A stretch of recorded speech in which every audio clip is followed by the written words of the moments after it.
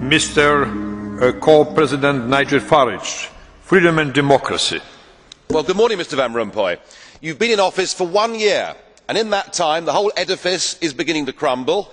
There's chaos. The money's running out. I should thank you. You should perhaps be the pin-up boy of the Eurosceptic movement.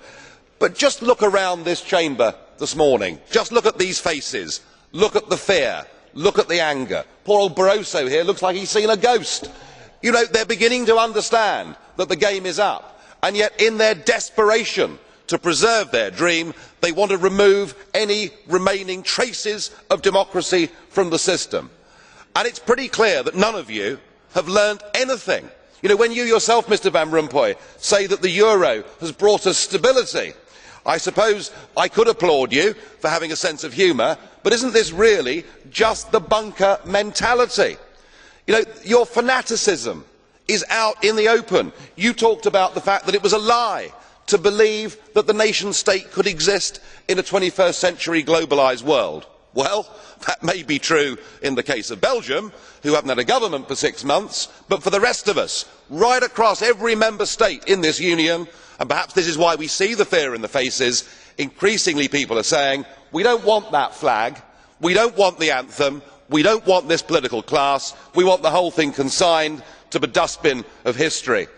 And we had the Greek tragedy earlier on this year, and now we have the situation in Ireland. Now, I know that the stupidity and greed of Irish politicians has a lot to do with this.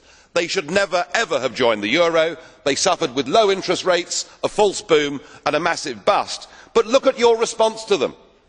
What they are being told, as their government's collapsing, is that it would be inappropriate for them to have a general election.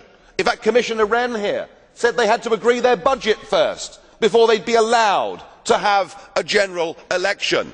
Just who the hell do you think you people are?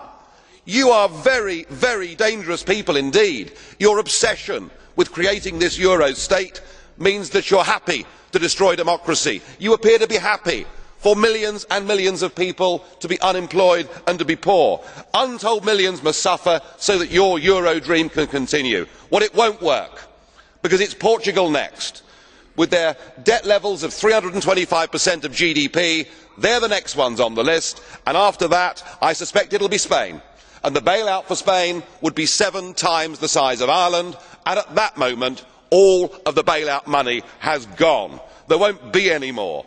But it's even more serious than economics, because if you rob people of their identity, if you rob them of their democracy, then all they are left with is nationalism and violence. I can only hope and pray that the euro project is destroyed by the markets before that really happens.